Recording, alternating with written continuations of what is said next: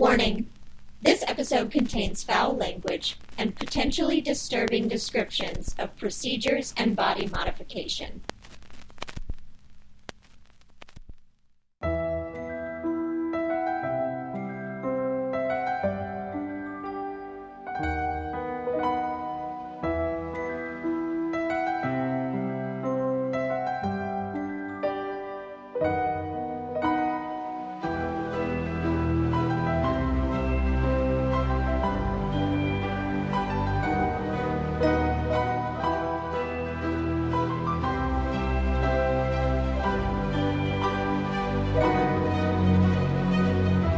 Hi, Weirdos! You are listening to Keep It Weird, the podcast for all things strange, unusual, paranormal, supernatural, creepy, sticky, gross, scary, and everything in between.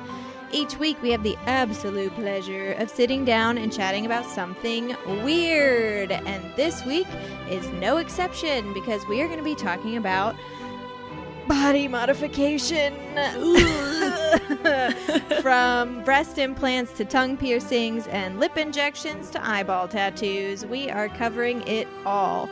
And this is going to be a two-part episode. This week we're covering types of body modification and the history of it. Where did it start? Why did we start doing it? And how has it evolved to what it is today?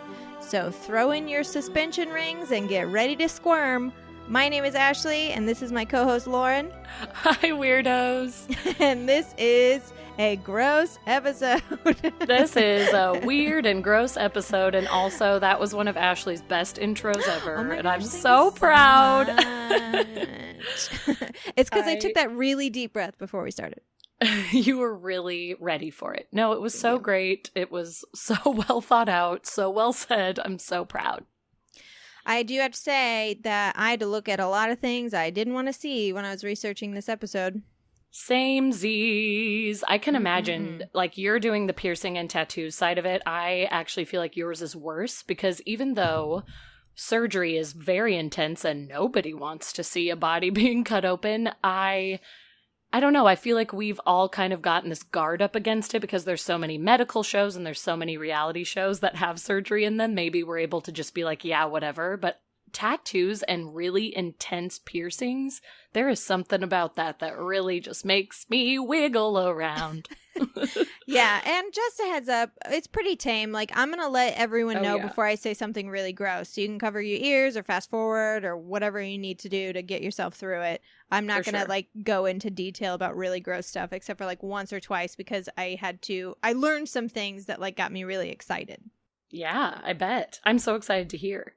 And, like, not everyone is like me, so. Not everyone understands I get it me. if, like, you don't think it's interesting. But I did. I'm a little worried about that too, because as I was texting you earlier today, I went hard on the history of plastic surgery, and I'm sort of like, I think this is going to end up being me presenting a 4th grade essay to the class and only like 2 kids are listening, but hopefully it won't be that way. Well, I'll be listening because I don't know anything about it, and I would love to know. I didn't either, and I'm fascinated by it. So, listeners, I hope you enjoy. It's going to be fun. I don't even have a home chef to talk about because our apartment was so hot, and I didn't want to cook, so we ordered Doghouse. Oh, that's completely fair. And Doghouse is so good. So good on you guys. Yeah, I mean, is a good decision. We also, listeners, we were just talking about this before we started recording. There was like a possibility of rolling blackouts today because it was so hot in LA. Like, we got a warning that was like, please don't use electricity if you don't need to. So I was like, what if I'm halfway through cooking a meal? Right. That is very true. Power? That is a really good call. I think you guys made the right call. Did you get Home Chef delivered this week, though? Like, do you have meals? Yeah. Which ones did you get? I want to see if maybe I made one of the ones you have tonight. I got a chicken taco, which I'm very excited about. Last night we had something really good. What was it? We had a mustard cream chicken with cauliflower and zucchini last night. Yum. And it was divine. Oh, no. Last night we had New Orleans shrimp roll. What? Oh, that man. sounds incredible. It was really good with Cajun French fries. And then we also have cheddar and crispy potato crusted chicken. Yeah, we have that too. Crispy onion crusted grilled steak with cheddar potatoes. Nice. It's going to be a good week. It's going to be a delicious week. Well, now that we've talked about food, let's talk about gross stuff. Actually, no, the history isn't that gross. The history is pretty tame. We have wine today. Yes. I'm drinking a Malbec. Nice. I love Malbec. That sounds yummy. It's really delicious. I have a Sauvignon Blanc. Again, I feel like this happened last time we were drinking wine. I am a 50-year-old white woman vacationing in the Hamptons with my wine, but it's because it's so damn hot. I cannot bring myself to drink a red, which is my love language. I have to drink a refreshing cold white to stay cool. I'm ready. Let's rock and roll with some piercings and tattoos. Okay. Actually, real quick, because this episode was your idea. I think your idea was just plastic surgery, and then we morphed it into body modification. Why did you choose plastic surgery? Like, why was that something you thought of? I'll be honest. It's because I've been watching a show about it, which is not a surprise because I've watched many shows about it, but there's a new one on Netflix that piqued my interest. But I have always had a fascination with plastic surgery and have wanted it myself, which I know is a little taboo. I know, but I have. I used to really want breast implants, and I don't anymore. I'm over that. But that was what I wanted in my early 20s. Now I really want a nose job, which is also so silly, and I don't need it, but I want it. So I've just always kind of had this fascination, and I've been watching a lot of reality shows on it, and it's such a crazy world that I just thought would be interesting to talk about because it definitely falls under the category of weird, just in the sense of there are so many ways to modify your body, not just plastic surgery. Like Ashley said, piercings, tattoos, like, implants. Waist trainers. Mm-hmm. Yeah. You can not even surgical. You can put on a waist trainer and try to make yourself a size 0. Like, people will go so far to change their bodies. And it's just a crazy topic that I thought we could discuss. Well, the good news is we've been like this since the beginning of time, so right. We don't have to feel like exactly. I think we said this in our Facebook group recently. Like, it's nice to know we've always been dumb. Like, it's nice to know we've always been weird. It's nice to know we've always been mean, stupid, wanted to change our bodies. It's nice to know that, like, that hasn't changed. Yep. And, like, it's sad to admit, but, like, physical appearance has always been important, which is a big part of body modification. Like, since the beginning of time, your physical appearance is a big part of life. So here we are. So I'm going to go first today with the history, at least. I'm going to be covering tattoos and piercings, and I'll touch a little bit on other forms of body modification throughout this, but I'm going to start with tattoos.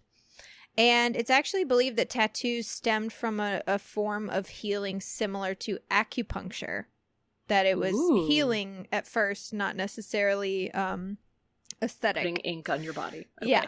And we don't know exactly where it started, but we can tell you that some of our oldest known mummies had tattoos.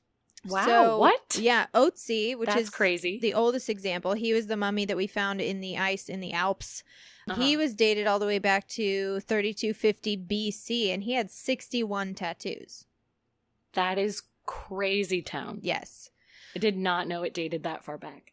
3250 BC, that's a little over 5,000 years ago, but there have actually even been tattooing tools discovered in France, Portugal, and Scandinavia that date back to 12,000 years ago. So, no way. Yeah, so they're old. We've been doing this forever. Yeah. We know that Germanic and Celtic tribes tattooed themselves. The mummy of Amunet from ancient Egypt and mummies at Siberia all have tattoos on them.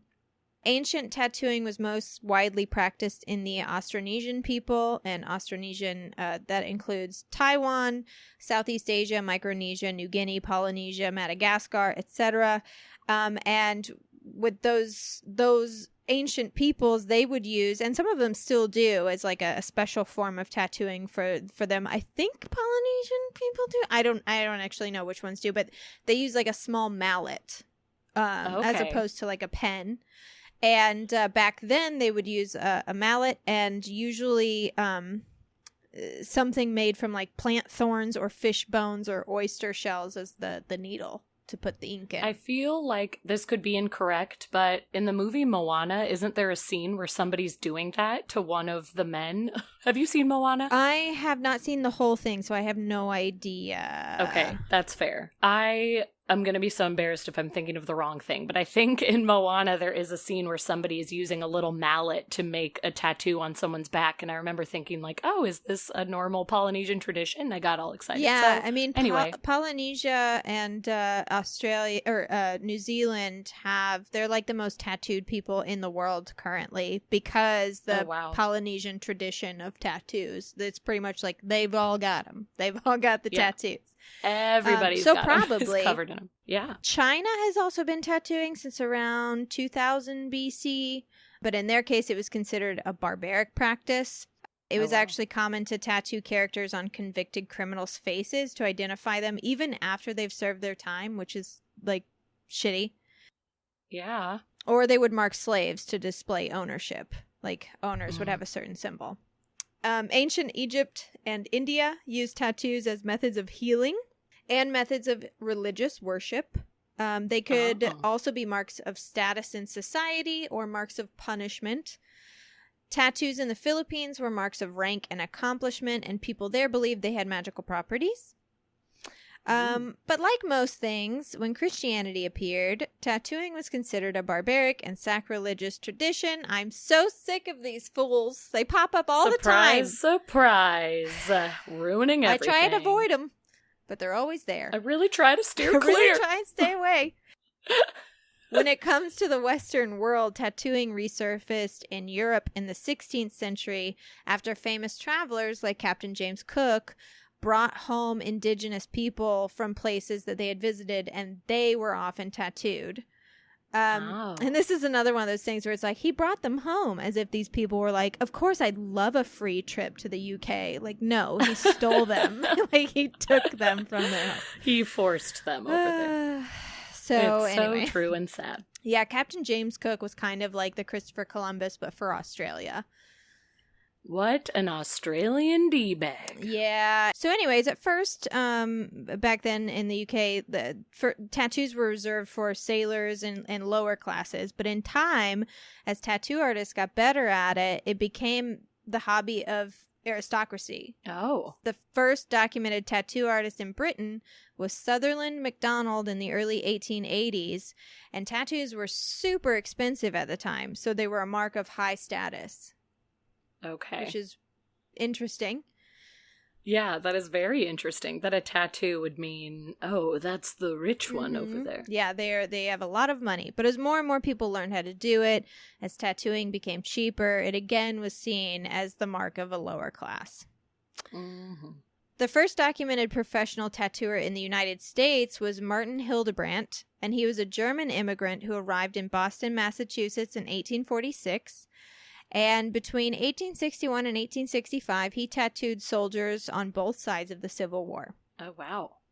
What a little rebel. I know.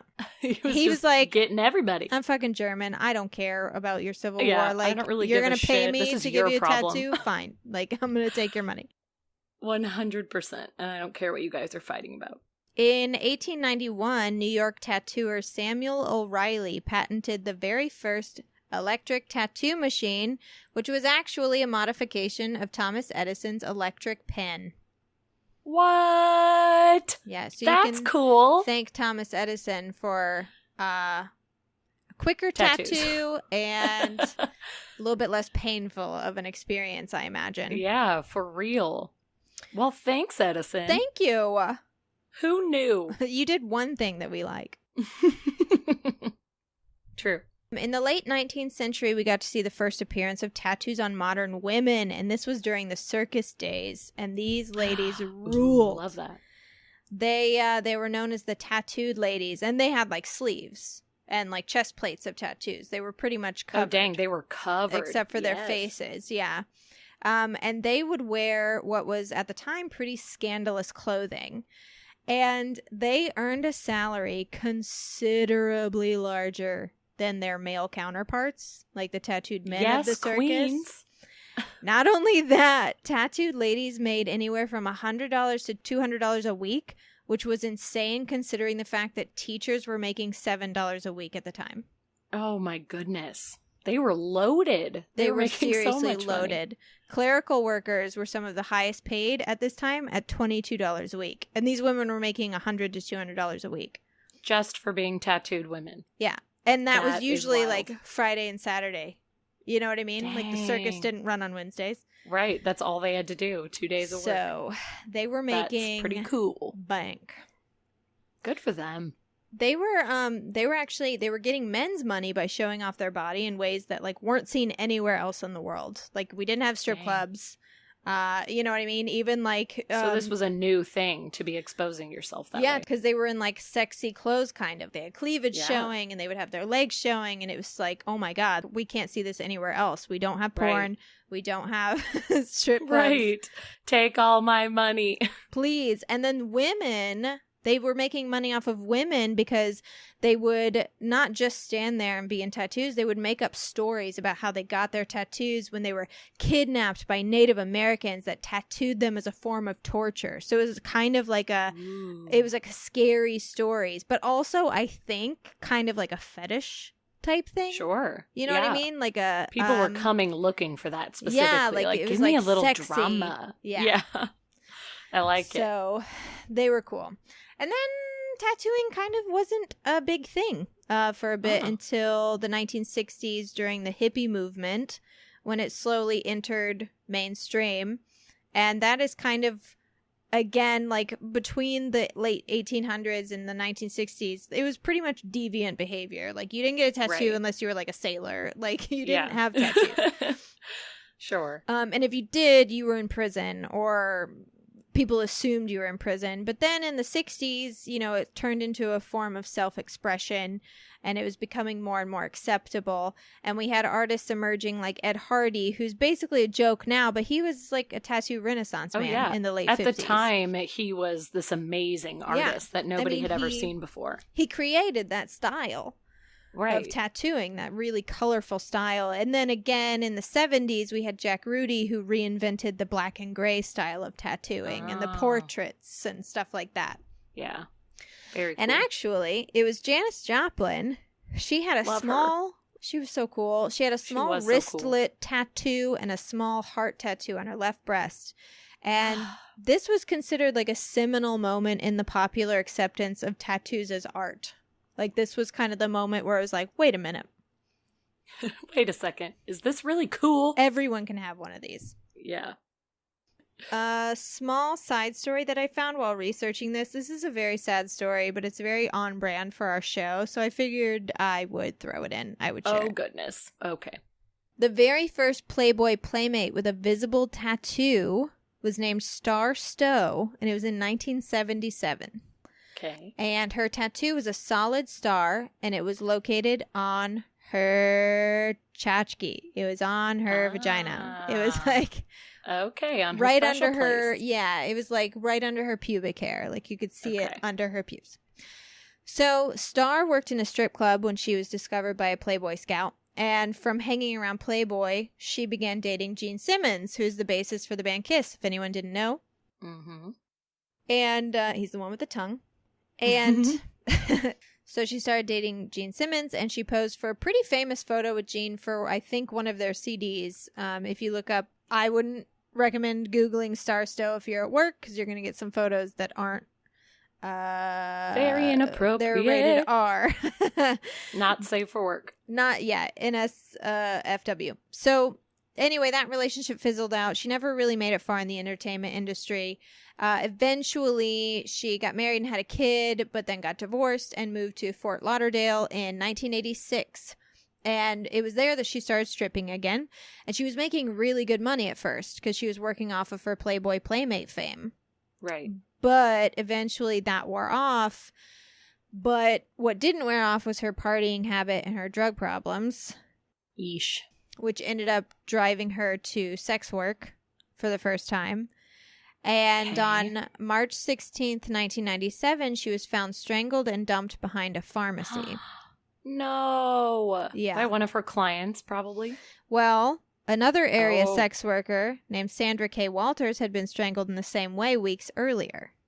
Whoa. So the police were starting to believe that both women had been victims of the same man. Sure.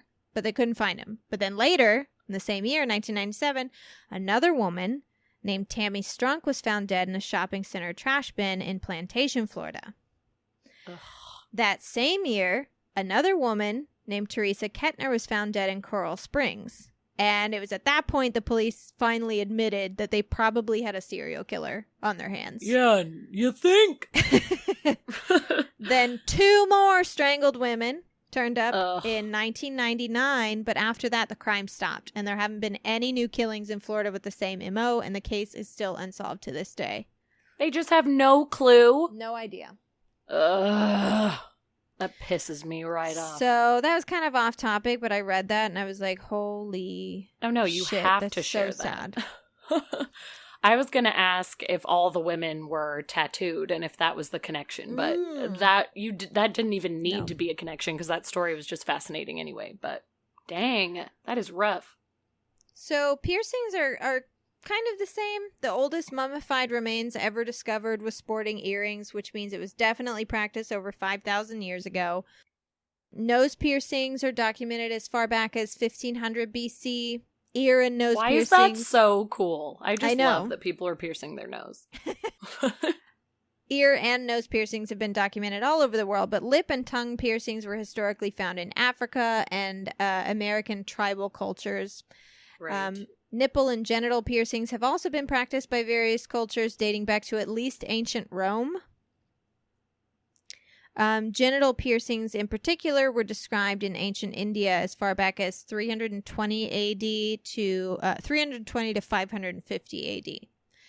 Totally. Genital piercings. Not even meaning to. I just grabbed my crotch when you said genital piercings because I felt a stinging pain, a phantom pain that didn't exist because the thought of a genital piercing makes me so upset. And I hate saying that because some of our listeners might have one. And listen, I support you if you have one, but I want to cry thinking of getting one. Want to crawl out of my own skin.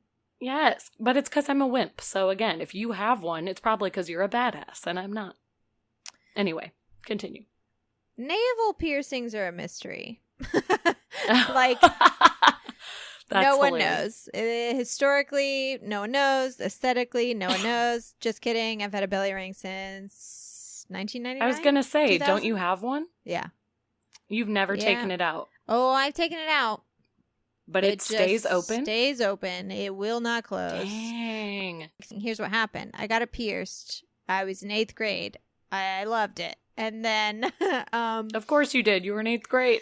Yeah. And then it was like, eventually... I don't remember the timeline, but eventually I had it out. It closed up. I decided, no, I don't want this to close. I got it re-pierced, which holy hell hurt so bad. Piercing through that scar tissue. The re-piercing. Yeah. And I think that's why it will not close now. Because then I had it out. When I moved to LA, I don't think I had it anymore. Maybe I did for like a year. And then I had it out for years. And then all of a sudden one day I was like, I wonder. Because I could still see it. But I was like, right. It could have closed up in the middle. Nope. Totally. It's still there. It's wide open. Dang. So. Now you have it forever. I feel like the second piercing made that happen. Yeah, I think it's just a part of me now. I mean, that's me with my nose. It didn't stay open, but I had my nose pierced for 5 years. Yeah, 6 years, from age 18 to 24. And the only reason it came out is because anyone who has their nose pierced, Ashley, this includes you, will feel my pain when I say this. A sweater ripped it out of my nose when I was taking it off. And I was bawling, like not even like, oh, I'm crying because I'm sad. Just like the instant something happens to your nose, tears come out. And so it was like, it ripped out of my nose and tears just came streaming down my face. And I just sort of had this moment of like, oh, well, like I'll deal with this later. And I just didn't put anything in for like another year. And then I tried after a year, and it's like you said, sometimes you can see the hole, but that doesn't mean it goes all the way through. And so the hole is still there. Like even today, this is way later. I'm 31 now, and there's still a hole on my nostril. But if you try to put anything through it, like doesn't even make it halfway. So I've been considering getting it re-pierced because I did love having my nose piercing and was sad when it came to an end. But as you said, anyone who has gotten a re-piercing says that going through the scar tissue is like 10 times worse, and I'm terrified. So I don't know what to do. I wonder if it would be the same, though, because your nose is a completely different thing than your, like, the fatty skin on your belly. It is, but the nose also has really thick skin. You're correct in that it's nowhere near your belly button, but, like, I'm feeling my nostril right now, and there is some skin. Like, there's a lot there. And like I said, it wasn't even making it halfway. So, like, they're basically going to have to redo it from the beginning, which makes me cringe. But I don't know. I've been considering it because I do really miss having it pierced. I always thought it was cute and fun. So we'll see. Yes, I have gotten many rings ripped out. I've had belly rings caught on things that got tugged. I've had my nose get caught on things that get tugged. And Dad, if you're listening, cover your ears. It has happened with my nipple rings. And I was going to ask how your nipple rings were. My nose hurt when it got caught on shit. Ashley, I can't even imagine. Oh my gosh, nipples. Like, yeah, I think of the pain of that day of the sweater ripping out my nose ring, but I just imagine that happening to my nipple and my whole body just went into the fetal position. Yeah, you want to throw up. Like, it feels like you're going to throw up. Ugh. So anyways, so the history, piercings in general, they've been harder to document throughout history because, so like earrings have been found in a lot of graves, but the deterioration of the flesh that it once pierced makes it difficult to see like how the jewelry was used. So true, yeah. Also, apparently the history of piercings has kind of been sabotaged by a man named Doug Malloy, who was a Hollywood entrepreneur, whatever the fuck that is, in the 60s and 70s, and he was a piercing enthusiast. And he published a couple books on piercings, and he wrote a pamphlet called I hate this guy. Body and Genital Piercings in Brief that included a ton of misinformation and urban legends that he, like, just listed as fact. Nope. Like, for example, what an idiot. Prince Albert himself invented the dick piercing that shares his name in order to diminish the appearance of his large penis in tight trousers, which, like, I don't know how that would work. Right? What is he talking about? That doesn't do anything for the size of the penis. Makes no sense. And he also said that Roman officers attached their capes to nipple piercings. And again, as a person with pierced nipples, there's no fucking way. Oh, no, you can't do that.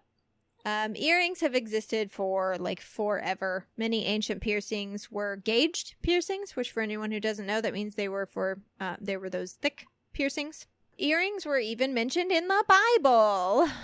Heyo. In Genesis, Jacob buries the earrings worn by members of his household. In Exodus, Aaron makes the golden calf from melted earrings, which a lot of people point to in saying that piercings are a sin, which the Bible actually does not say at all.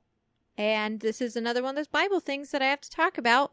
It's another one of those things that we changed in the last 100 years or so because we just didn't like something. Mm-hmm. For example, the verse that a lot of people point to is Leviticus 19, verse 28. And a cutting for the dead you will not make in your flesh, and writing marks you will not make on you. I am the Lord. Well, modern day Bibles threw the word tattoo in there. Now it says, do not cut your bodies for the dead or put tattoo marks on yourselves. I am the Lord. And at the time that this was written, modern day tattoo practices didn't exist. Like, no one in that time was tattooing the name or likeness of their loved ones. No one was tattooing names on their body. That wasn't a thing. Yeah. So experts and religious scholars believe that Leviticus 19:28 was actually written in response to the very extreme body modifications that were used for sacrifices. So, like, the Canaanites would mark their bodies by branding, slashing, cutting, and mutilating their skin to honor their gods or mourn for their deaths. So if you take that into consideration, it would make sense that God was actually saying, like, hey, don't do that because it's a worship of other gods and scarification. Right, like, you should be worshiping me, so stop that. Yeah, that adds up. But nowhere in the Bible does it say you shouldn't inject ink under your skin. The only thing the Bible says is to glorify your body, not to poison your body, not to dishonor your body. And for most people today, tattooing their body is glorifying their body. Mm-hmm. 100%. Yeah, and piercing is decorating your body. So really, according to the Bible, drinking a beer is more of a sin than getting a tattoo. So... So everybody uptight about tattoos, you better relax. Put that in your biblical pipe and smoke it. Smoke it. Piercings today are pretty widely accepted, especially ear piercings. Like, no one even notices. Nose piercings are pretty much okay everywhere, too. Other face piercings aren't totally accepted by all. Yeah, they're still working on it, I feel like. Yeah. And then, like, nipple and genital piercings are still pretty taboo. But they've got some cool history. Genital piercings are actually in the Kama Sutra. Ooh, that makes sense. In the Kama Sutra, they literally describe genital piercing to permit sexual enhancement by inserting pins and other objects into the foreskin of the penis. Hot damn.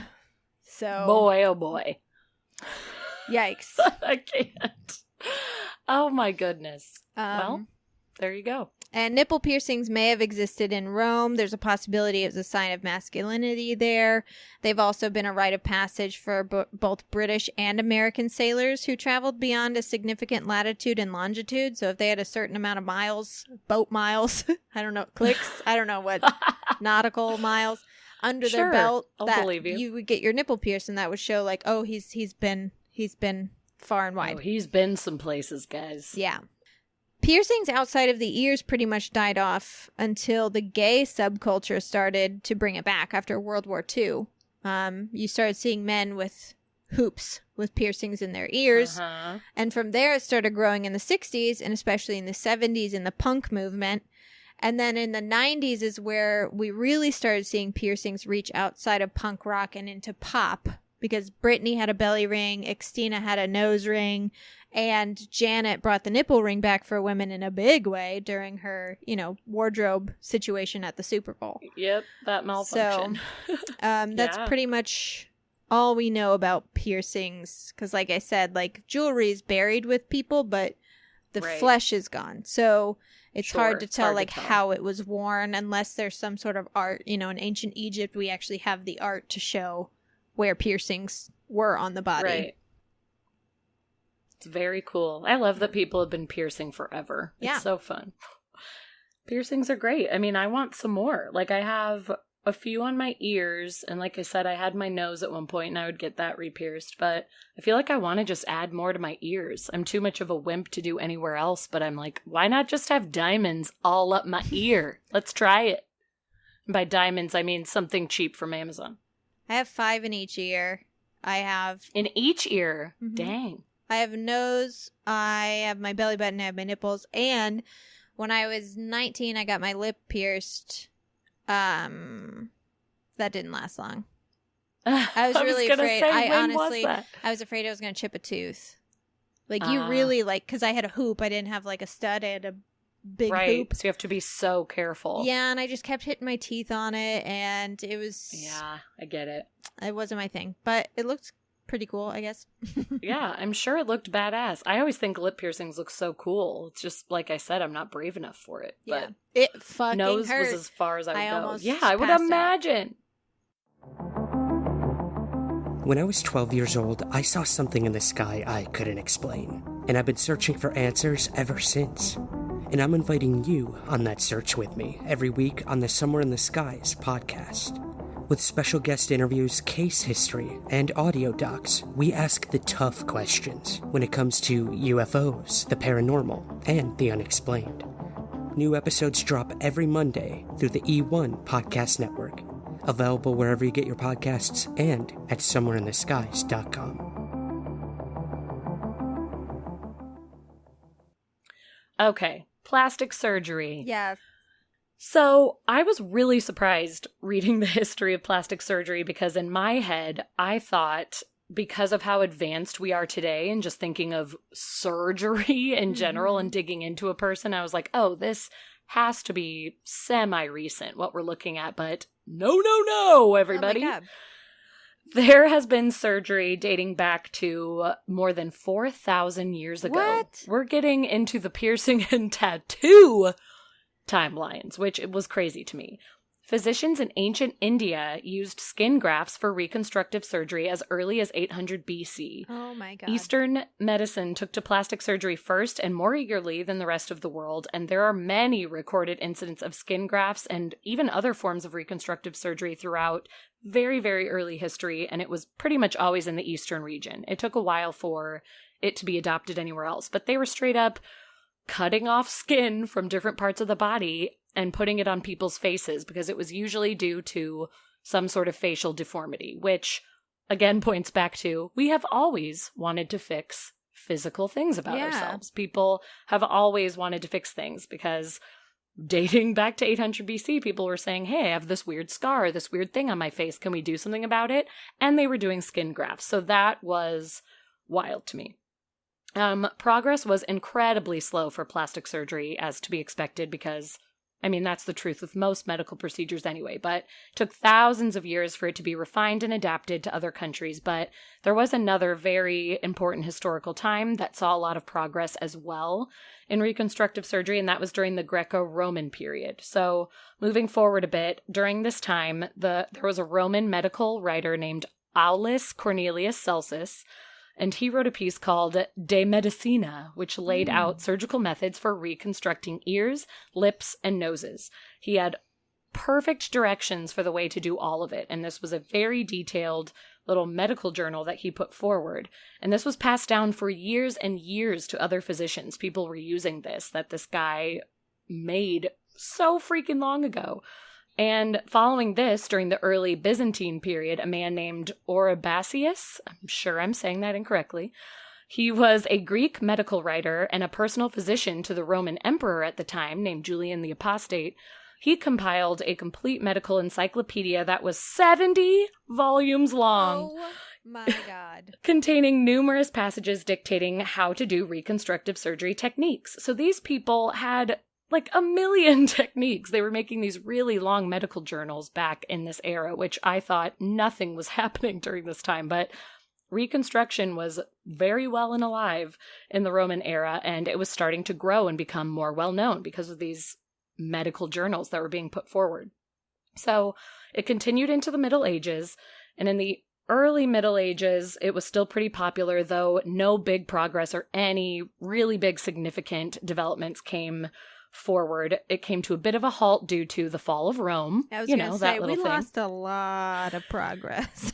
We lost a whole lot of around things that in that time. time. So. Exactly. So we had a little pause, but also not just the fall of Rome, but surprise, surprise, Ashley, the spread of Christianity also brought things to a halt. That's right, Don't folks. get me started. The church stepped in, y'all, to ruin something wonderful for everyone once again. Pope Innocent III declared that surgery in any form was expressly prohibited by church law during this time. So the search for any actual scientific knowledge had been replaced by a complete focus on spirituality during this time. It was basically like connect with yourself, connect with God. Pray the pain away. Pray the pain away. Pray it all away, people. Don't look into science. But also, fair enough, the safety of surgical patients was also completely compromised because this is the Middle Ages, and the standards for hygiene and cleanliness, they didn't exist. Yeah, at that point, it's like, you know what? Just live with your face. 100%. It is very dirty right now, and we don't have it's time super to clean. dirty. Nobody's bathing. Nobody's taking care of themselves. We don't have a way to do any of these procedures in a good way. So there was no hygiene standard at that time. And it's sort of like, okay, yes, this would have been dangerous. I get it. Figure that part out. Stop the infection. Yada, yada, yada. But there were still some minor advances made during this time. We were not completely repressed by the church, guys. And a big win was in the 10th century, there was the development of procedure to repair a cleft lip, which is huge because even today, cleft lip and cleft palate surgeries are super popular and they're amazing because there are children all over the world just born with this. It's a birth defect where their lip is basically split open. And when it's the cleft palate, I think there's even a split pretty well into their mouth. So this surgery is incredibly important and there's lots of cool organizations that do them for free for children, which is cool, but to think that it was back in the 10th century that this repair came to be, I think is huge and amazing that this is where it all began. I know, and it's so fascinating because now looking at it today in 2020, I mean, some of the surgeries, you can't even tell. There's like barely a scar. There's like no scar. Right. It's nuts. They do it so well. And I'm sure back then there was probably a scar. Probably didn't look that great, but... Probably didn't look great, but the fact that they found a way to piece the skin together, and make life better for these people was amazing. So I thought that was really cool that they had advanced that far at the time.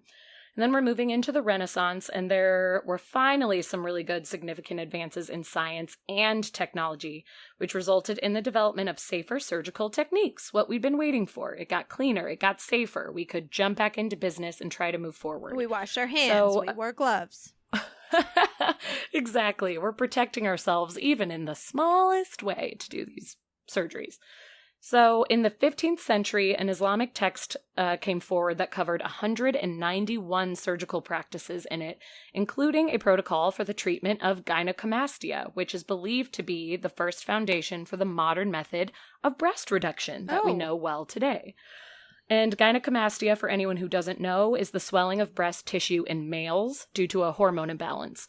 So this has been happening, obviously, since the beginning of time, where men have the appearance of having breasts because of the hormones. So even back then, in the Renaissance era, they were working on ways to reduce this. And in the 15th century, they found a way, made medical journals on it, and it was sort of like the basic foundation of what we use today. And obviously things have advanced greatly in technology. It's crazy now. But again, I was just blown away that it was back in the 15th century, we were doing breast reductions. It's like, hello? Who? Why? I know, because then I think of the 15th century and I was like, did we have the wheel?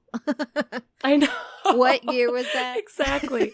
Like, what I was have around? no sense of time. What were we? Were people still just naked on the street? Yeah. I don't know.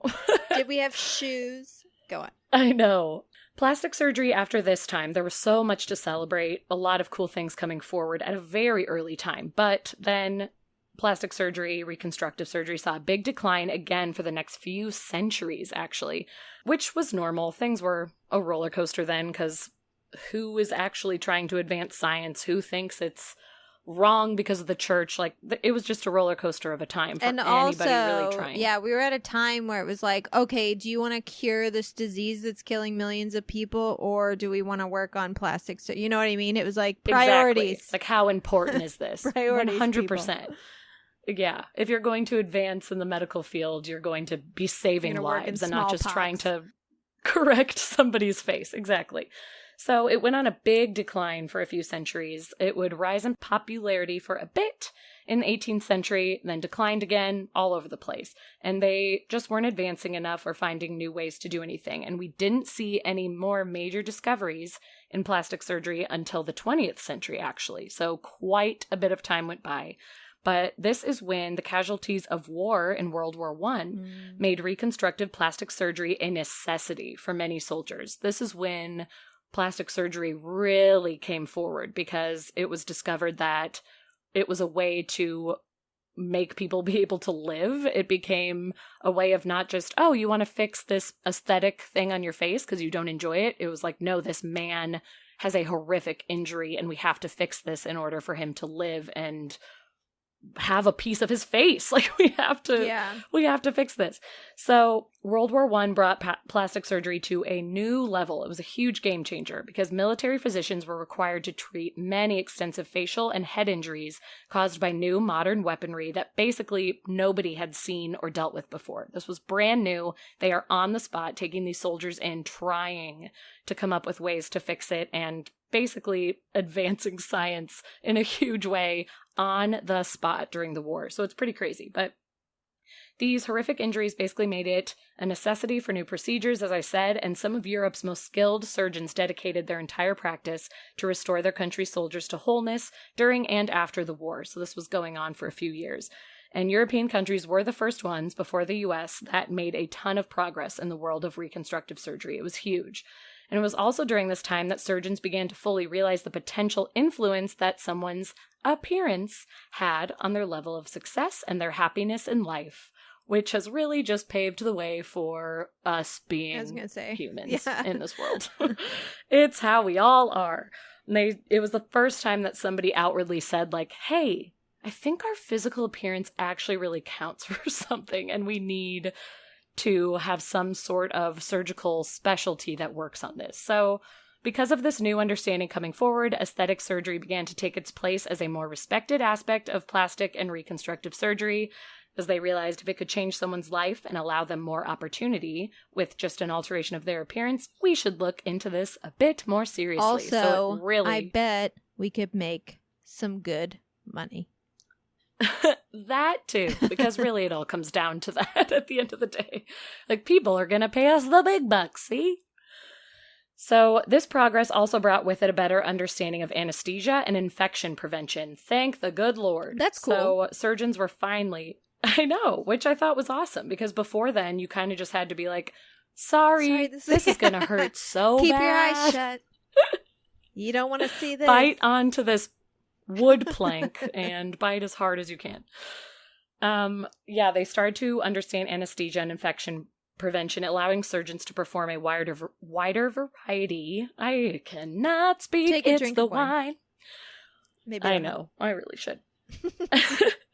So they were able to perform a wider variety of increasingly complex procedures where someone would have to be put under in order to do them, because they are getting intensive. They're getting in there. And they were able to make very extensive repairs on these people, which was so cool that this was all coming forward after World War I. Again, I'm blown away by the things people were able to do. Some of these procedures in the early 1900s included the first recorded instance of surgery that was truly just cosmetic. It was the first rhinoplasty, followed shortly after by breast augmentation. For those, if you don't know, rhinoplasty is a nose job. And breast augmentation Boobies. is breast implants, boob job. So thanks, World War I, you gave us our first cosmetic procedures. And even though Europe was slightly ahead of us, the US was still doing things. They weren't completely behind. We are actually responsible for the first cleft palate operation. I was talking about just the cleft lip before, but the full cleft palate operation happened in the US in 1827. It was performed by a man named Dr. John Peter Mettauer, and he used surgical instruments of his own design, which I was like, hey, sir, love you. Just like, here, these are my tools. I'm going to do it. And it was successful, and it was wonderful. Here, doctor, here's a scalpel. He's like, I brought my own. I brought my own from home, and he opens a lunchbox, and it's great. And then in 1907, Dr. Charles Miller penned the first text specifically written on cosmetic surgery, first of its kind, and it was entitled The Correction of Featural Imperfections. So this was way ahead of its time, because again, cosmetic procedures were just starting to come forward. It was just starting to be a thing. It was still a little taboo. It was still a little under the radar. But then this guy makes a little medical journal and says, hey, do you think you have some imperfections? We can correct those in these different ways. So this text was considered very ahead of its time. Some people really respected it and looked to it as the future and were excited about it. But unfortunately, most surgeons and pretty much anyone in the medical field was criticizing it pretty harshly and calling it, quote unquote, quackery.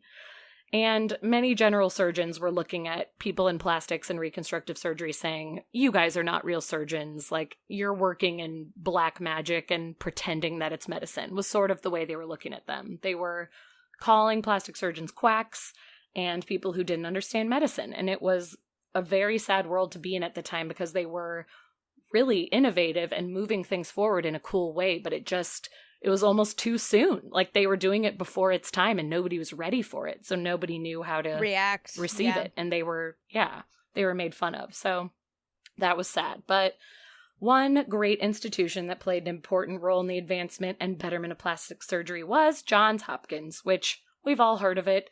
It's a university and a hospital, all really into medical research, like really intense medical research. And you know, if you're going to college there, that even in your undergrad, you are going to be researching with the best of the best and getting into really intense medical research and helping things move forward. Like, you're seeing all of the new front of the line stuff. So Johns Hopkins forever has been this amazing university. And it was there that Dr. William Stewart Halstead created the first general surgery training program in the U.S.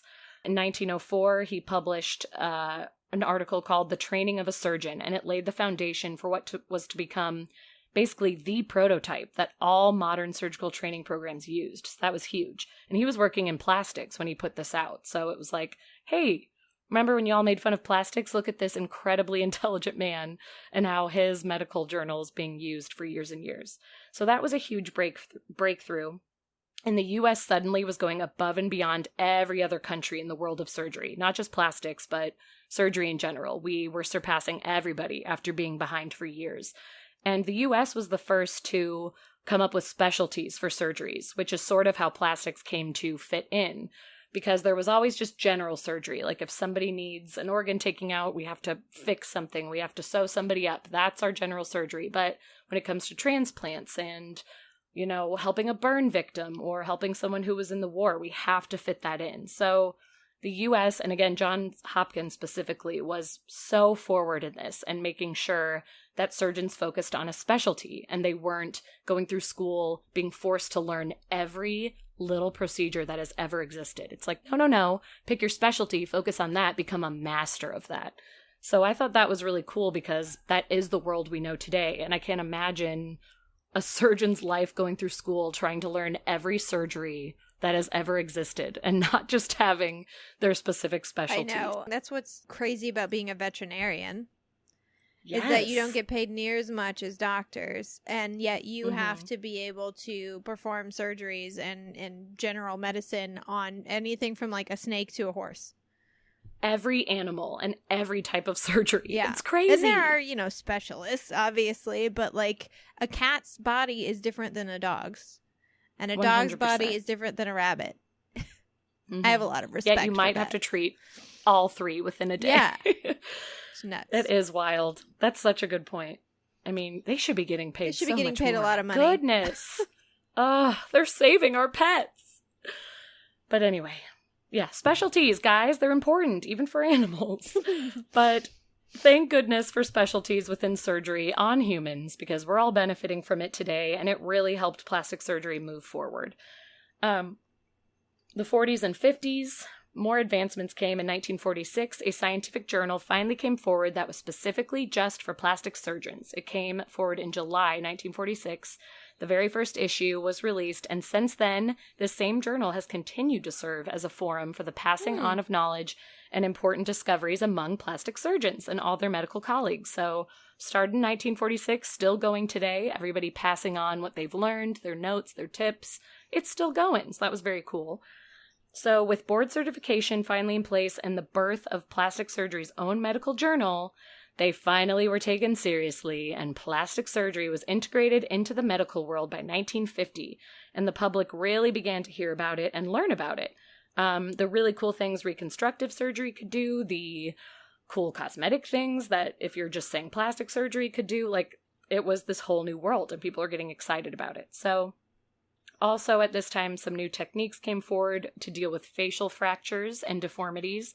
They learned how to do internal wiring, where you actually inserted wiring into a person's face to sort of deal with a facial fracture and reconnect the dots of the face, some of the muscle and the nerves, and get it working again. That came about in the 50s. And then the use of rotation flaps to correct massive skin injuries and deformities also came forward at this time, which basically it's similar to a graft. You're using some of the patient's own skin to heal something back on their face. So I think it was just a little more advanced than a graft, but sort of the same idea. And then modern plastic surgery as we know it today really took shape in the 60s and 70s. Silicone was a newly created substance that we've all heard of now. It was growing in popularity as a staple of plastic surgery. And initially, it was used to just treat skin imperfections. It was used in the face a lot. But then in 1962, Dr. Thomas Cronin created and unveiled a new breast implant device made from silicone.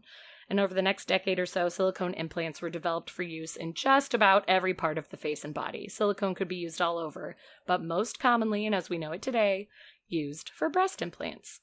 And plastic surgeons were also becoming more and more respected and admired in the medical community, finally, and even sort of moved to the top of the ranks.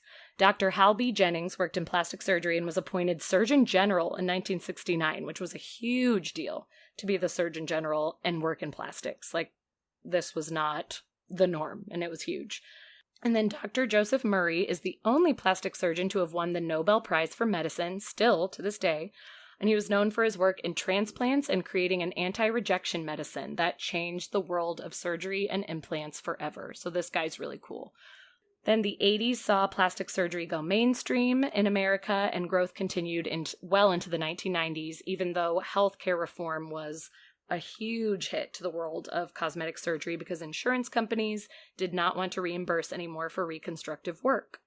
And also, surprisingly, even with the growing controversy over silicone breast implants and the risks involved in them, this did not deter anybody from seeking cosmetic procedures.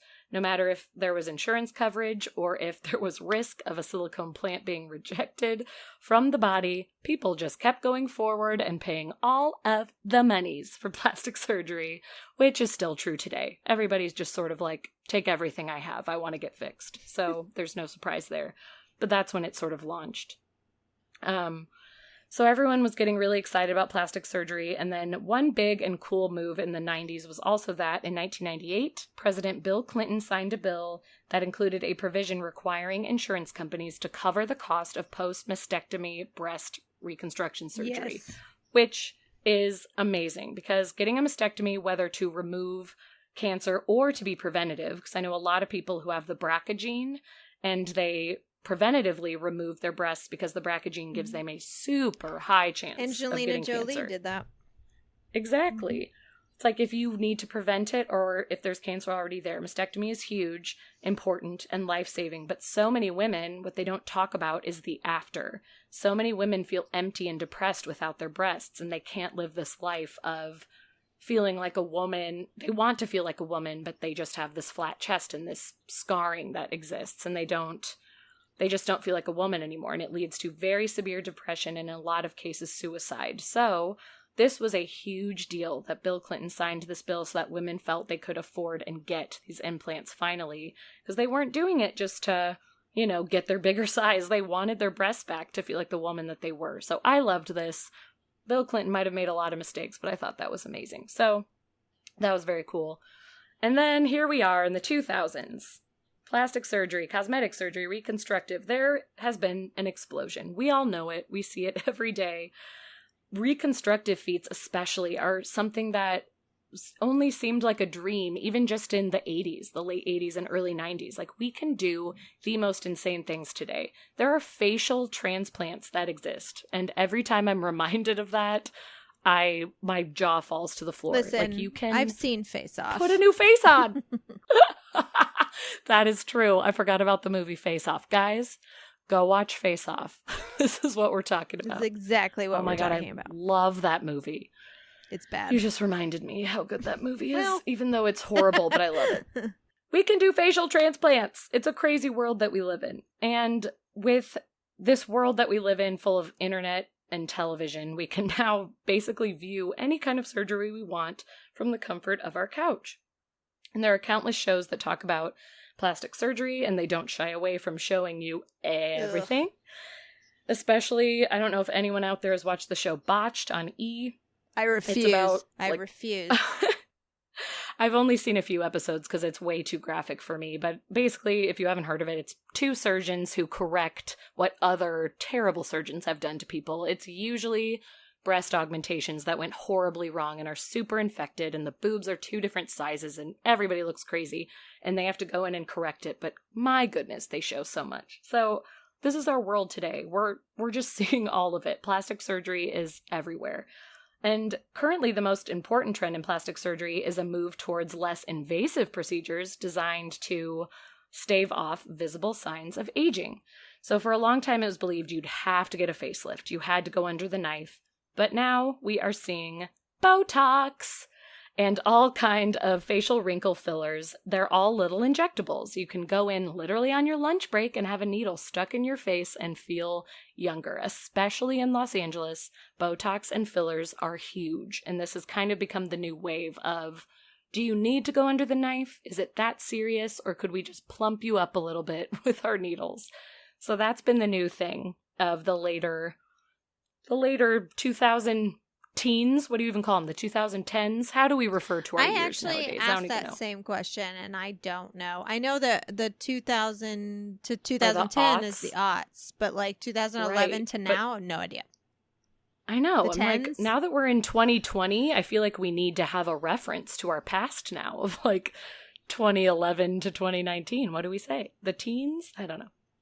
But in that time, Botox and filler became super popular, and a lot of people are going to that instead of going under the knife. Well, and the good thing about Botox, too, is that it wears off. It does. So, it lasts for like 4 or 5 months, yeah. and then if you want more, you go back in. And if you're like, that was yeah. fun. Right. You might be like, that was nice for a time, but I'm all done now, and that's fine. You didn't have to surgically alter your face. It's not so permanent, so I'm actually excited about it. I could absolutely see myself getting Botox one day. Sorry about it, but I have some bad crow's feet by my eyes, so I wouldn't hate it. But anyway, a lot of plastic surgeons today actually have a huge ethical debate on the growth of reality TV and showcasing how much plastic surgery is done in the world and showing every bit of it. A lot of surgeons are like, should we be going that far? Should we be showing this much? And it really started with the show. I don't know if you ever watched this, Ashley. I was obsessed. Extreme Makeover. No. They eventually made Extreme Makeover Home Edition, which everybody loved because that guy, Ty Pennington, was like the hottie and he was the carpenter. But there was an Extreme Makeover People, where they would go in and get liposuction tummy tucks and basically made to look like supermodels. And it was crazy. And it ended up getting canceled after a few years, even though it had amazing ratings. But I think it got canceled because doctors started to complain and say, I don't know if we should be showing this much, and I don't know that we're teaching good values. So it actually got taken off the air, only to be replaced by like every other reality show under the sun. But some doctors are the total opposite, and there will be surgeons who say, I like that we're educating the public about the potential risks and rewards of plastic surgery because nobody has ever had this intense of an inside look before, and we're now showing you what it's like on the table, what your recovery is like, because it was showing these people battered and bruised after their surgeries and taking 6 to 8 weeks to recover and see the results they wanted. So it was like, yeah, we kind of do want to educate you. And also this helped make the stigma that was once attached to plastic surgery fall away, which I actually really like because I was 100% one of those people who judged plastic surgery and thought it was only Beverly Hills blonde bimbos that got it. And now I feel like I have more of an appreciation for it and even like wouldn't be against it myself. So there's pros and cons to the TV shows, but basically plastic surgery is in our faces today. It's everywhere.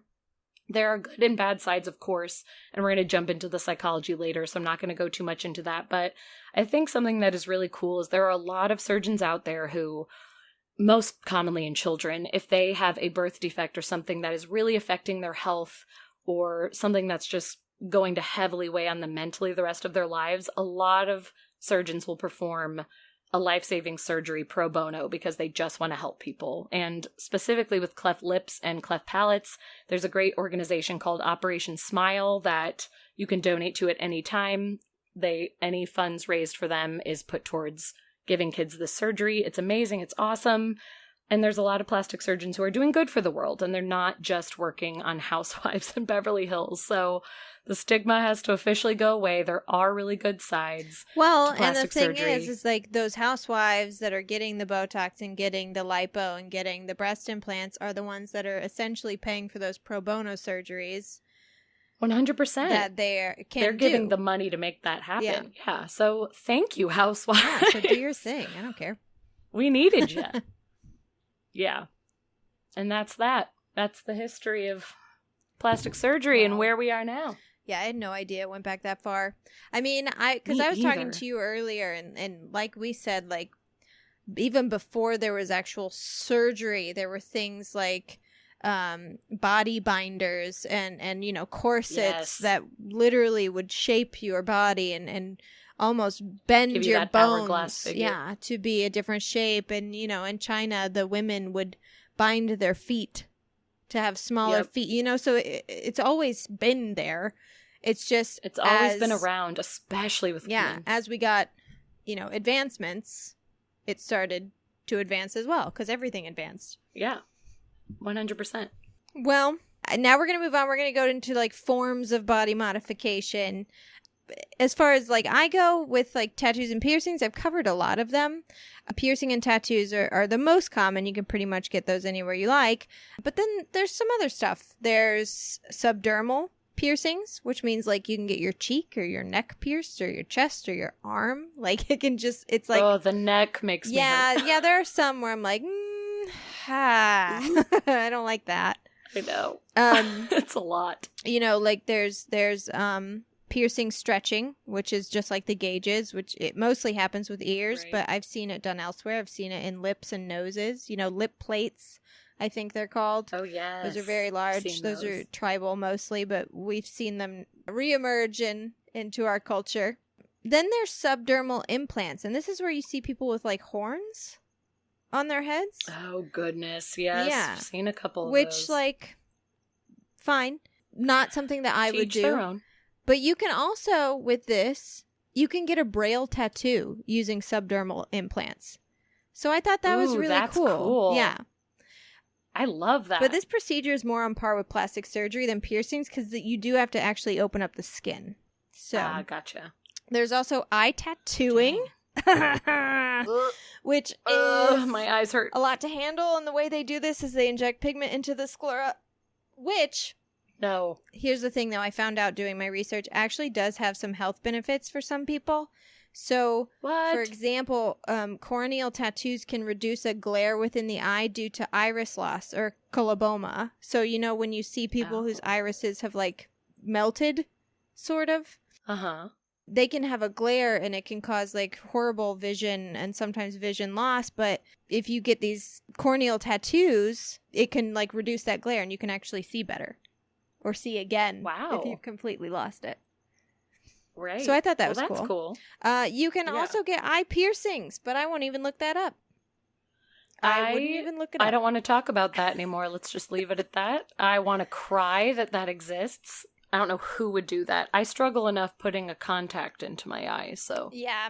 Nope. So, but it's a thing, and if you want to look it up, be my guest. Don't send me any pictures. Now, this is going to get a little gross for a second for some people, so bear with me. There's also tongue splitting, where you can split your tongue down the middle and basically have two tongues.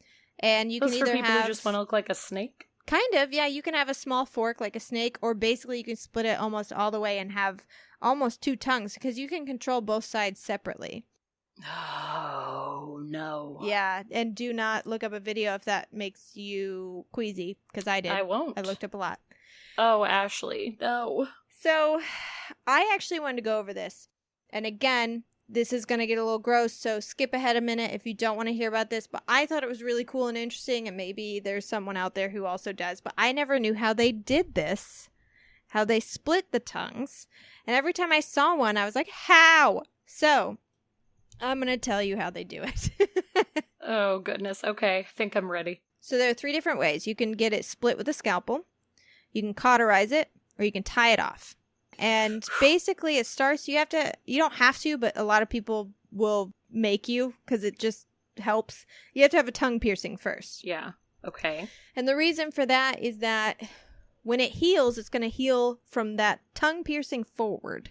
And the tongue piercing sort of, you know, it's already there, it already heals. It makes sure that you don't end up having a split that's longer than you wanted. You know what I mean? Okay. Yeah. So it's sort of like a point where it's like, this is where my split's going to start. Uh-huh. So the scalpel method, basically the tongue is cut down the middle with a scalpel, and each side is stitched along the edge, which prevents the sides from healing back into each other. Cauterizing. So cauterizing is when you burn the tongue in half, and what that does is it closes off the blood vessels, which prevents bleeding immediately. Okay. And again, you need the tongue piercing so it doesn't, the whole thing doesn't crash and burn. And then there's the tie-off method. And this is a DIY. You could do this yourself.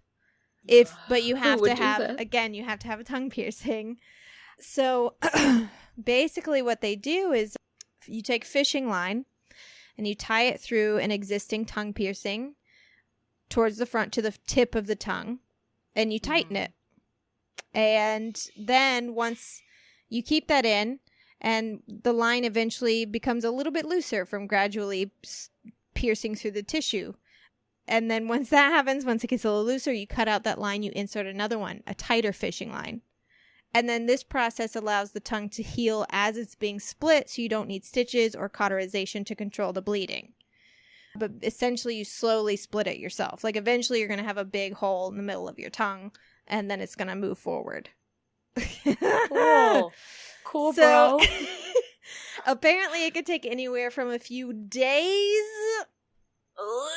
to a few months, depending on the individual's pain tolerance. Pain tolerance. Ashley. Yeah. I'm upset. But FYI, I'm not well. Tongues, yeah.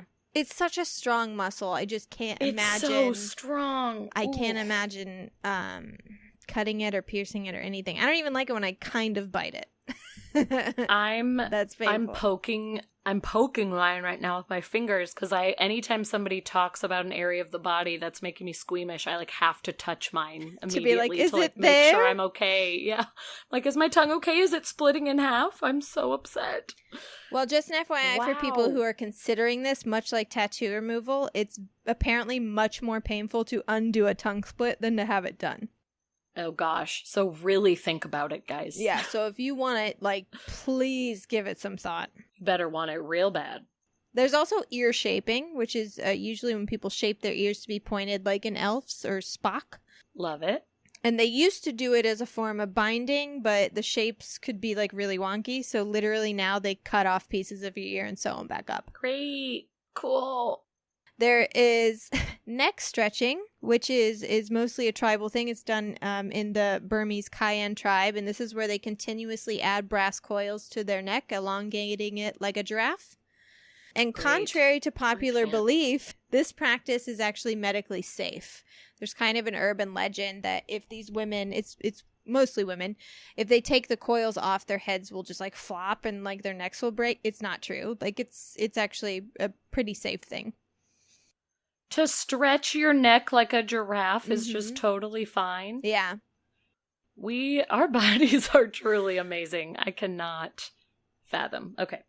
There's also teeth modification, which includes tooth sharpening, which I talked about in a bonus episode on our Patreon. And there's also something called yaiba, which is super fascinating in Japan. And this is where they purposefully make their teeth crooked. It's like the opposite of braces. Wow, what? Yeah, specifically women, and specifically attempting to give themselves what we would refer to, like what we would see and we would refer to as snaggletooth. On both sides, their canines, basically. They want their canines to protrude. And the reason for this is apparently it's extremely attractive to Japanese men. What? To have snaggleteeth? Well, it's kind of gross. It's for a gross reason. It makes women look like children. It looks like their teeth are just growing in. So that's the worst. I hate that. I'm very upset. So these young women, usually like very young, like 19, 20, even younger sometimes, will either have a procedure done that's like opposite braces, where they literally make their teeth crooked, or a lot of the times it's like a cap. They'll cap the canines to just like make them protrude. And that's something that can be reversed eventually if you needed it to be. So it's not too crazy, but wow. So that's nuts. And then I also learned, this is my last thing, that there are magnetic implants. And this is where a small but very strong magnet is inserted under the skin. It's almost always in the tips of the fingers. Now, obviously, these magnets can pick up metal objects like bottle caps and paper clips, so it's sort of like a fun parlor trick, you know. But the main purpose of getting an implant is to gain a sensory perception to magnetic fields. Because after the magnet is implanted under the skin, nerves will grow around the magnet as it heals, and then the magnet will push against magnetic fields produced by electronic devices or whatever in the surrounding area, which then pushes against the nerves and basically gives you a sixth sense of magnetic vision. Whoa.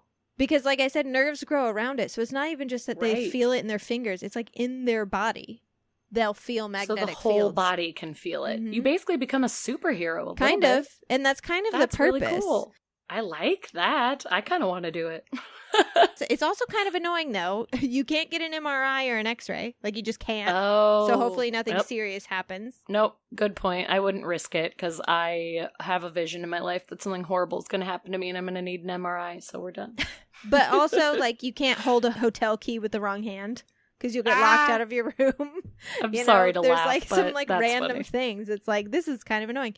Also, I feel like it could deactivate your credit card too. Exactly. Like that magnetic strip. so it's like, haha, isn't that funny? Until you have to do it 3 times. And it's like, it's not funny anymore. I'm done.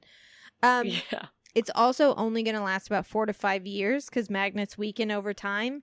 And you can't get a new one in the same place as the last one because of the scar tissue. And it won't, the nerves won't heal around it. So eventually you're going to run out of fingers to magnetize. Right. You just run out of choices. And this is actually a form of what is known as body hacking or biohacking, which is a part of the biopunk movement. And people who are known as grinders are basically improving their own bodies with cybernetic devices, which can be as simple as focusing on how the food you eat interacts with your genes to implanting magnets and potentially computer chips into your body. Oof. Which is another form of basically future body modification. Right. And right now it's kind of DIY. Like, people will do it. Like, some tattoo shops will do the magnetic implants in your fingers and stuff. Yeah. But it's also, people are doing it sort of like themselves. Yeah. So we haven't had a lot of advancements in biohacking, but we will. It's coming. Yeah, we 100% will. It's on the way. It's en route. Oh, that's wild. So yeah, and there's a ton of other things, but those were sort of the ones that stood out to me as important. Yeah. Those are very important. I'm going to be upset for the rest of my life about the tongue splitting, but I do think... Sorry. No, but this is good knowledge to put out there. I'm sure there's people who want to know. I mean, honestly, I didn't know any of that, but I do have the willies. I got some chills running through my body. Yeah, that was just one of those things that was like, you know what? I'm actually going to read about this because I've always wondered how it happens and I don't know. And Same. I assumed you just cut it open, which is an option. But, where do you go from there? Because that seems then what happens? Painful and dangerous. Uh-huh. Yes, ma'am. Anyways. Oh, boy.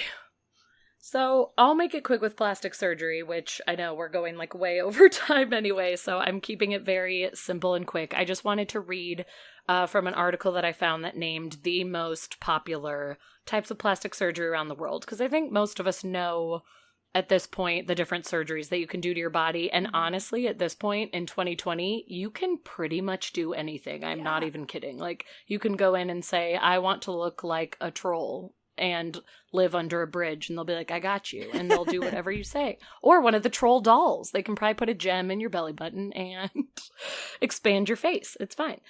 But the most popular ones around the world, I bet we can all guess what number 1 is. Breast augmentation. Either direction.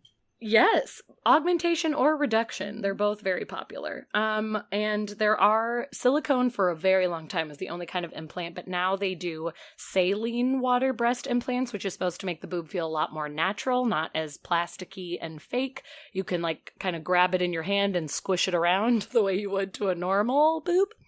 So a lot of people are doing that more often. And a lot of people just get a lift nowadays too. They work with what they have already, but bring them up to their original perkiness. So breast augmentation, number 1, Can't you also no doubt. get like, your ass meat put into your boobs?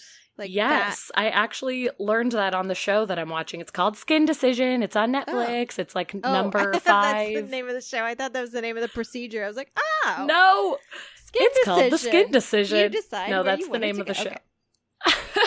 It's like number 5 on Netflix right now, so it'll probably pop up on all of your suggested pages if you want to watch it. But that's the show I'm fascinated by right now. But they talked about that, how you can use fat pockets from other parts of your body and insert them in there as well, so that it's completely you, completely natural, gives a natural feel. And usually they do a lift with that too, because if you're just inserting the fat, they're just going to droop again. So you do a lift and the fat insertion. So yes. And then nose reshaping or rhinoplasty is number 2. Nose jobs, very popular, always have been. It's still the one that I'm considering, but will probably never get because my husband won't let me, but it's on my mind. Then eyelid surgery is very happening with older women right now because they get saggy eyelids that actually get so saggy from their wrinkles that it pushes their eye down, and they have to really put an effort in to keep their eyes open during the day, which really sucks. So when I first read it, I was like, eyelid surgery? Who would do that? But after hearing the reasoning, it totally makes sense. And they basically will just cut off the excess skin and kind of tuck up the rest and bring you back to your restored eyelid that you had in your early 20s and no more weight on your upper eyelid. So that's pretty great. Yeah, that makes sense.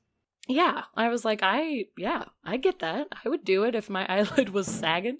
And then liposuction, which is huge, which basically it's what is in the title. They're sucking out fat from your body. They cut, a small little hole, usually in your stomach, or I think they can do it out of like the lower back as well, but just a small little sliver. They put a tube in there and they suck out the fat. And that is usually followed by a tummy tuck, because even though they're sucking out the fat, you'll still have the excess skin. Yeah. So usually those go hand in hand. They'll suck out the fat, but then they'll also do some stitching together of your excess skin to give you a nice flat tummy. You will have some light scarring, but because, again, technology is so advanced today, nowadays they can make the scar so light, so skinny, so small that like people will barely know anything's happened. So those two things are huge. Also facelifts, even though there is Botox now, facelifts still haven't gone out of style. And it's so crazy. Like literally, they will detach the skin from right under your ear. It's like exactly what you'd think it is, but I just can't believe it's real. It still sounds like a sci-fi movie. Like they detach the skin from under your ear and just pin it back. They stretch it back and lift it, facelift, back behind your ear. And they tuck it so that everything gets a little tighter, just a little stiffer, a little more looking like you're in your 30s instead of your 60s, and they will just tuck it right in, and I hate it, and I feel like someone's just removing my face, and I don't want it, but that's a facelift. People love them. Then there's dermabrasion, which is basically like really intense skincare. Like you can go get a chemical peel or really intense facial, but dermabrasion is something that you're put under for because they are peeling a full layer of skin off of you in order to then put on a bunch of, I don't even know what they're putting on, but a bunch of different moisturizers and chemicals and things to improve your skin. But it's basically like, oh, I don't like the texture of my skin, or, oh, I have really intense acne or too many wrinkles, whatever it is. And they will, if you want, you can go under the knife and have a layer of skin removed and kind of start fresh with that new layer underneath on your face. So that is a surgical way to get the most intense facial of your life. And that is one of the most popular procedures. Then followed by non-surgical, which we discussed earlier, Botox and fillers, usually in the cheeks or lips. For the filler, and Botox is usually on the forehead or by the eyes. Filler is a hyaluronic acid being injected into the face to help make the appearance of cheekbones, and in older people, they usually get it to help get rid of the sag on their face and just make the face look full and a little more upright again. Then Botox is a special type of protein that is injected into the face, and that once it has time to settle and react to the chemicals within your face, it will cause a light paralysis of the muscles or nerves in the area of injection, which allows people to smile and express themselves without getting all the wrinkles and lines, your natural aging facial lines that are supposed to happen when you smile, will not, and you will just look like a Barbie smiling at people. And that's Botox. And those are the most popular things happening across the world. And also there's, do you know what air sculpting is? I've heard about it, where you can basically get like ab lines from a machine. Well, air sculpting is actually, it's liposuction essentially, but it's liposuction where you don't get cut open at all, and you can go to work like 2 days later. And it's essentially what they do, and there's not even any injections apparently. Yeah, the way they numb your skin is that it's pressed, the numbing is pressed into your pores with force. So no injections or anything. And then what happens is once that's done, they make little holes in your body, which are like the tip of a sharpened pencil, that size, and then the fat cells get sucked out of the area. Wow. And they literally are sucking out the cells. So the fat also doesn't, basically everyone's body has fat cells already in it in certain areas. Right. Which is why some people gain weight around their stomach, and some people, like me, I gain it around my thighs and my ass. That's where my fat cells are. And some people gain weight in their face, and that's why a lot of women, when they gain weight, like their boobs are the last thing. Right. Which is like, thanks, guys. Thanks, God. I know, it's like, this is what we wanted. Basically, when you're done, they give you, pads to soak up, because you're going to have, like, leakage, which is bleeding. Gross. Not necessarily bleeding, but, like, there's going to be... There's just fluid coming out. Yeah, stuff coming out. Ugh. So you have these pads, and then they give you, like, a scuba suit, essentially, that you're supposed to wear for, like, a couple days. Obviously, you take it off to, like, change your bandages or whatever. And, like, literally, like, you're sore. You're not, like... You're not feeling great, but you're fine. Yeah. But you're not recovering from a major surgery, which is so different. I hadn't heard of that then, because that's so different. I keep getting targeted ads on Instagram, which I think is hilarious because I watch so much plastic surgery that my Instagram's like, this is for you. And there's a new thing that is hitting LA called Cool Sculpting, and it's these machines that go all over your body and are supposed to, like, give you the same effects of, like, working out for 45 minutes, but just through a machine, which you're not going to get the exact effects. Like, nothing can do that unless you're actively, like, doing cardio and working your body, but it does help remove some of the fat cells, like the way the machine is rubbing into you and moving things around. Apparently it's able to move the fat cells in a way that, like, it just distributes it a little better, and it helps add some sculpting to your body. I think you are supposed to work out alongside of it to get the best effects, so you're getting, like, your natural muscles, but also this is just helping to, like, bring things together. But you can just go sit in Beverly Hills and have a machine work on your thighs and your abs, and you can feel a little more toned when you leave. And I, of course, clicked on it because I was like, sweet, I don't have to do my workout tomorrow. And it's like $100,000. I was gonna say, I clicked on air sculpting, so I was like, this can't be. I read an article on it first of it was like a Marie Claire or HuffPost, or I don't know who it was, but Variety, I don't know. But it was a girl who basically, for her magazine, got to have it done and then write about it. Bitch. To, like, so jealous. And she was talking about her experience. She was like, seriously, I have told everyone about it. I show my before and after pictures. Like, I want more of it done. Like, I can't believe it. And it was like, oh my gosh. So I, like, looked it up. I was like, how much does it cost? And it was like, per area, it's about $10,000 to $20,000. And I was like, oh. So chump change, we can afford sure, it. yeah, no problem. Let me just get in my bank account. I haven't worked since March. Right. No, I can't afford it. Turns out I can't afford that I have.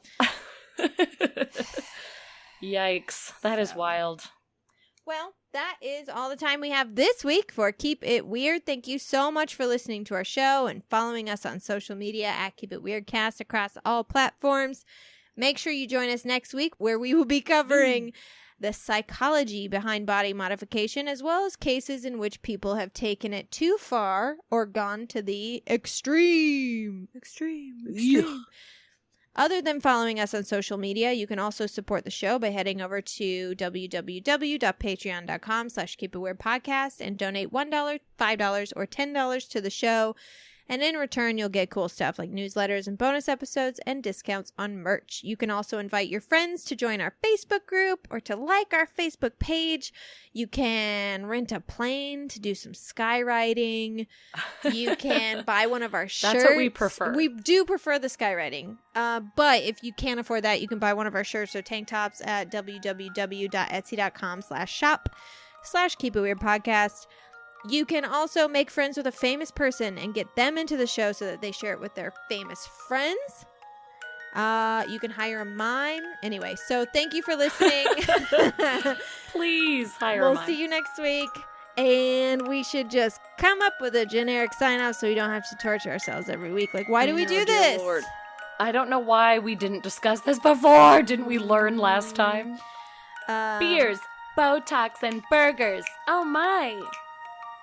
Just I thought it was going further than that, but that's fine. It was going to, and then I got stuck and I took a drink of my wine. I decide to sip instead. How about love your body for what it is, but if you want to change it, do whatever the fuck you want. It's your body. It's Perfect. your life. Your body, your life. Do what you want with Keep it weird. Keep it weird.